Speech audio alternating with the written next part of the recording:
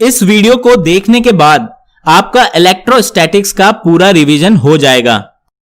आप Coulomb's law, Gauss law, electric field, electric potential and electric dipoles के सारे important points and formulas revise कर लेंगे। सबसे पहले बात करते हैं कूलम्ब्स लॉ की। दो चार्जेस Q1 एंड Q2 के बीच इलेक्ट्रिक फोर्स होता है K times Q1 Q2 divided by R square. R दोनों चार्जेस के बीच का डिस्टेंस है। K एक कांस्टेंट है जिसकी value 9 times 10 to the power 9 newton metre square पर चार्ज स्क्वायर होती है SI यूनिट में।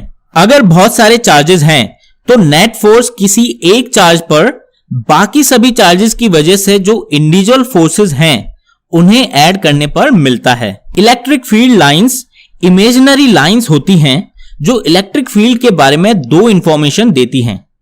पहली, इलेक्ट्रिक फील्ड की डायरेक्शन। किसी पॉइंट P पर फील्ड की डायरेक्शन मिलती है उस पॉइंट से पास होने वाली फील्ड लाइन के उस पॉइंट पर टेंजेंट से। दूसरी बात, अगर किसी रीजन 1 में फील्ड लाइंस बहुत क्लोज हैं एज कंपेयर टू दूसरे रीजन 2 के, देन रीजन 1 में किसी पॉइंट A पर इलेक्ट्रिक फील्ड का मैग्नीट्यूड ज्यादा होगा रीजन 2 के पॉइंट B से। कोई भी चार्ज इन फील्ड लाइंस के अलोंग ही मूव होता है। दो इलेक्ट्रिक फील्ड लाइंस कभी इंटरसेक्ट या क्रॉस नहीं कर सकती।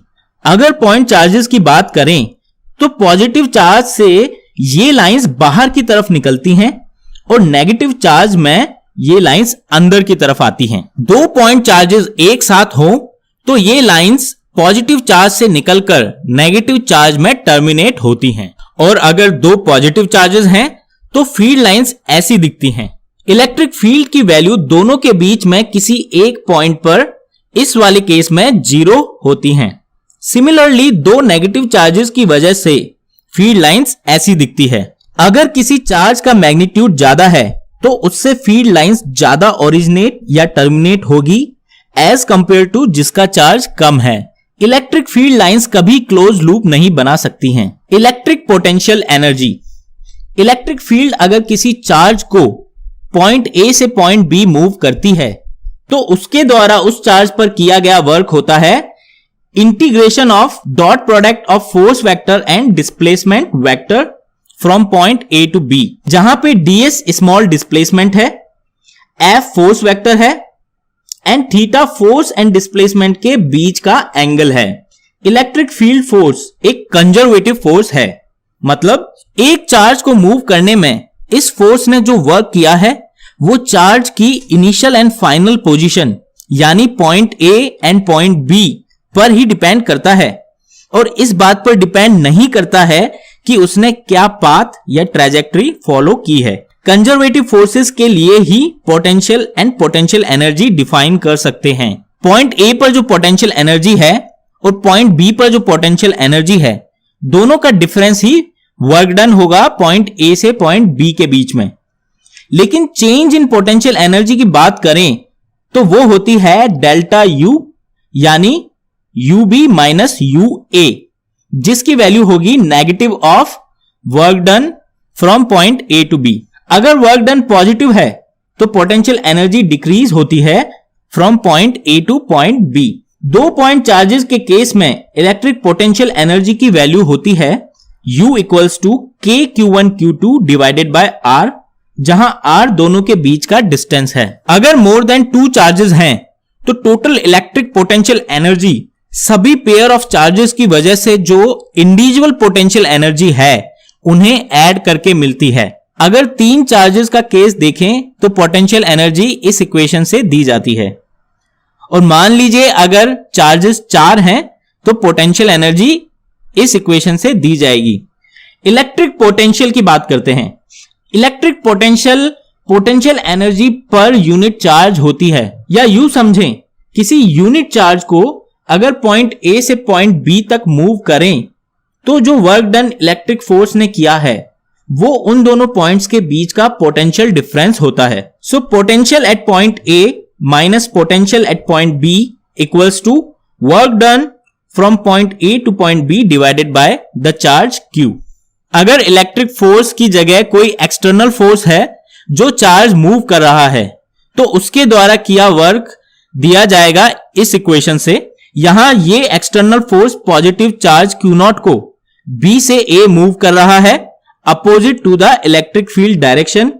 इसीलिए work done by external force होगा negative of work done by electric force. अगर पॉइंट B इंफिनिटी पर है तो work done by external force होगा charge Q0 multiply by potential at point A, क्योंकि पोटेंशियल एट इंफिनिटी को 0 माना जाता है। पॉइंट चार्ज Q की वजह से किसी r डिस्टेंस पर पोटेंशियल की वैल्यू होती है KQ डिवाइडेड बाय R। अगर मोर देन 1 चार्जेस हैं तो किसी पॉइंट पर पोटेंशियल सभी चार्जेस की वजह से उस पॉइंट पर जो पोटेंशियल है उन्हें ऐड करके आता है। कंटिन्यूअस चार्ज डिस्ट्रीब्यूशन के लिए इसे लिखा जाता है इंटीग्रल फॉर्म में। इलेक्ट्रिक फील्ड और इलेक्ट्रिक पोटेंशियल जिस फंक्शन से रिलेट होते हैं वो ये फंक्शन है।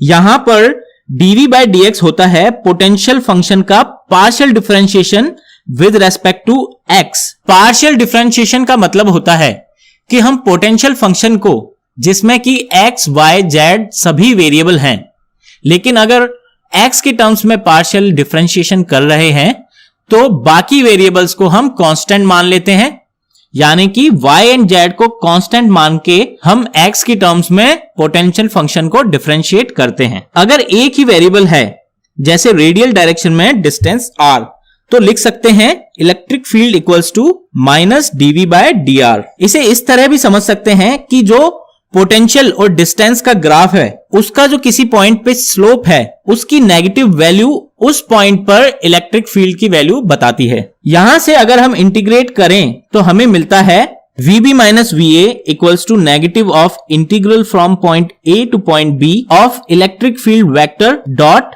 Displacement vector. यहां से पता लगता है कि इलेक्ट्रिक फील्ड लाइंस हमेशा हायर पोटेंशियल से लोअर पोटेंशियल की तरफ मूव करती हैं, क्योंकि इलेक्ट्रिक फील्ड की डायरेक्शन में VB माइनस VA नेगेटिव होगा, यानी VA is greater than VB। अगर इलेक्ट्रिक फील्ड के परपेंडिकुलर मूव करेंगे तो हर पॉइंट पर पोटेंशियल सेम होगा, क्योंकि उस केस में इलेक्ट्रिक फील्ड वेक्टर E और डिस्प्लेसमेंट वेक्टर dr का जो डॉट प्रोडक्ट है वो 0 होगा और potential at point A equals to potential at point B आ जाएगा। यूनिफॉर्म इलेक्ट्रिक फील्ड के लिए लिख सकते हैं V equals to E times D, जहां पे D दो पॉइंट्स के बीच में डिस्प्लेसमेंट का अलोंग इलेक्ट्रिक फील्ड कंपोनेंट होता है। अब बात करते हैं इक्विपोटेंशियल सरफेसेस की। इक्विपोटेंशियल सरफेसेस हैं वो 3 डायमेंशनल सरफेस जिस पर हर पॉइंट का इलेक्ट्रिक पोटेंशियल वैल्यू सेम होता है। इसका मतलब पोटेंशियल डिफरेंस किसी भी दो पॉइंट के बीच इस सरफेस पर 0 होगा और इसीलिए वर्क डन भी 0 होगा किसी भी दो पॉइंट्स के बीच। अगर वर्क डन 0 है मतलब इलेक्ट्रिक फील्ड हमेशा इस सरफेस के परपेंडिकुलर होगी।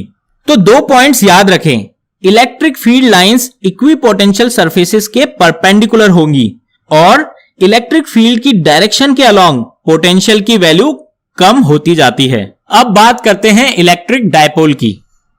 दो इक्वल एंड अपोजिट चार्जेस जब हमेशा एक फिक्स डिस्टेंस से सेपरेटेड रहते हैं तो इलेक्ट्रिक डायपोल कहलाते हैं। हर इलेक्ट्रिक डायपोल का एक मोमेंट होता है जिसे P से डिनोट करते हैं। इसकी वैल्यू होती है P equals to 2A times Q, जहां 2A दोनों चार्जेस के बीच का डिस्टेंस है। इलेक्ट्रिक डायपोल मोमेंट एक वेक्टर क्वांटिटी है और ये नेगेटिव से पॉजिटिव चार्ज की तरफ डायरेक्टेड रहता है। अगर दो डायपोल मोमेंट्स को ऐड करना हो तो वेक्टर एडिशंस यूज करना होता है। यूनिफॉर्म इलेक्ट्रिक फील्ड में डायपोल पर नेट फोर्स हमेशा 0 होता है। नॉन यूनिफॉर्म इलेक्ट्रिक फील्ड में ये नॉन जीरो भी हो सकता है। अगर इस डायपोल पर टॉर्क देखें तो उसकी वैल्यू होगी डायपोल मोमेंट का क्रॉस प्रोडक्ट इलेक्ट्रिक फील्ड के साथ। उसका मैग्नीट्यूड होगा P times E sine theta. Theta equals to 0 and 180 degree पर टॉर्क 0 होगा और थीटा इक्वल्स टू 90 डिग्री पर टॉर्क मैक्सिमम होगा।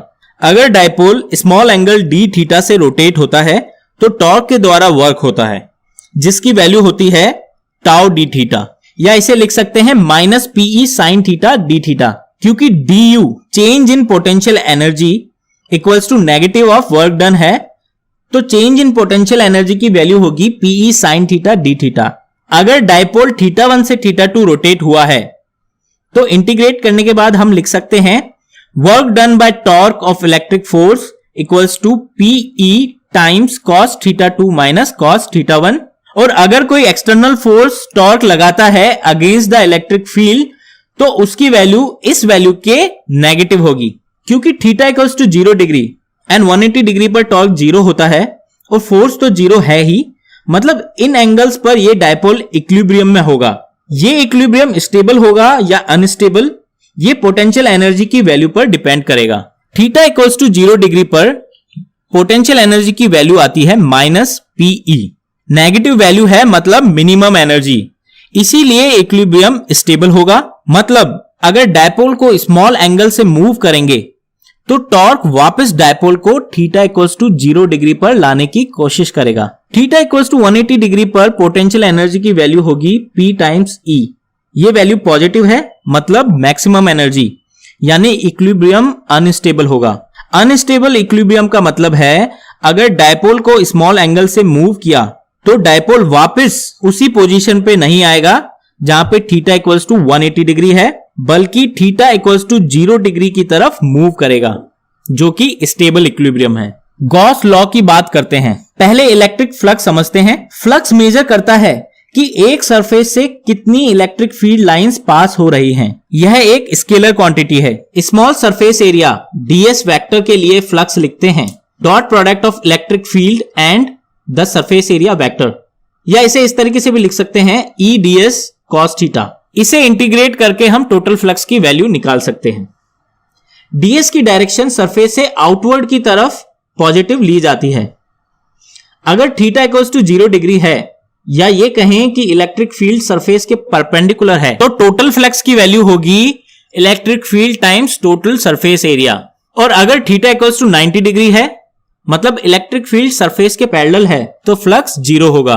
गॉस लॉ कहता है कि अगर एक हाइपोथेटिकल क्लोज सरफेस कंसीडर करें तो उस क्लोज सरफेस से पास होने वाला फ्लक्स होगा close integral of E dot ds, जिसकी वैल्यू होती है उस सरफेस एरिया के अंदर जो चार्ज है Q inside divided by epsilon not. Epsilon not एक कांस्टेंट है, यानी ये फ्लक्स केवल और केवल उस क्लोज सरफेस के अंदर जो चार्ज है उसी पर डिपेंड करेगा। अब बात करते हैं कंडक्टर्स की। कंडक्टिंग मटेरियल के अंदर इलेक्ट्रिक फील्ड 0 होता है, क्योंकि कंडक्टर्स में इलेक्ट्रॉन्स फ्रीली मूव कर सकते हैं।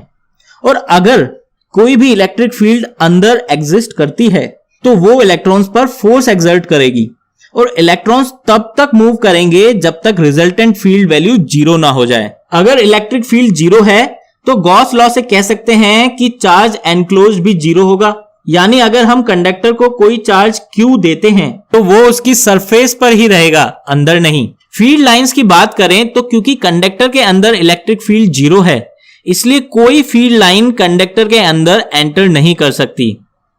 ये लाइंस कंडक्टर की सरफेस के परपेंडिकुलर होती हैं। अगर कंडक्टर पर पॉजिटिव चार्ज है तो लाइंस सरफेस से ओरिजिनेट होंगी, और अगर नेगेटिव चार्ज है तो लाइंस सरफेस पर टर्मिनेट होंगी। क्योंकि कंडक्टर के अंदर फील्ड 0 है तो अंदर के हर पॉइंट पर पोटेंशियल वैल्यू इक्वल होगी, यानी सरफेस पर जो पोटेंशियल वैल्यू है वो ही अंदर के हर पॉइंट पर भी होगी। अगर कंडक्टर में कैविटी है और हम एक पॉजिटिव चार्ज उस कैविटी में रखते हैं तो कुछ ऐसा होगा। Equal and opposite charge conductor की अंदर वाली सरफेस पर आ जाएगा, और इक्वल चार्ज सेम साइन के साथ आउटर सरफेस पर अपीयर हो जाएगा। इस तरह हमने इलेक्ट्रोस्टैटिक्स के सारे important points and formulas revise कर लिए हैं। आप अगर इस वीडियो को 2-3 बार देखेंगे तो ये पॉइंट्स आपको हमेशा के लिए याद हो जाएंगे। ऐसे और भी वीडियोस मैं आपके लिए लेकर आऊंगा ताकि आप हर टॉपिक का रिवीजन इजीली कर पाएं। नए वीडियोस डेली अपलोड होते रहेंगे, इसीलिए चैनल को सब्सक्राइब जरूर करें ताकि आपको हर वीडियो अपलोड की जानकारी सबसे पहले मिल जाए। याद रहे, सब्सक्राइब करने के बाद बेल आइकन क्लिक करना ना भूलें। Thank you for watching this video.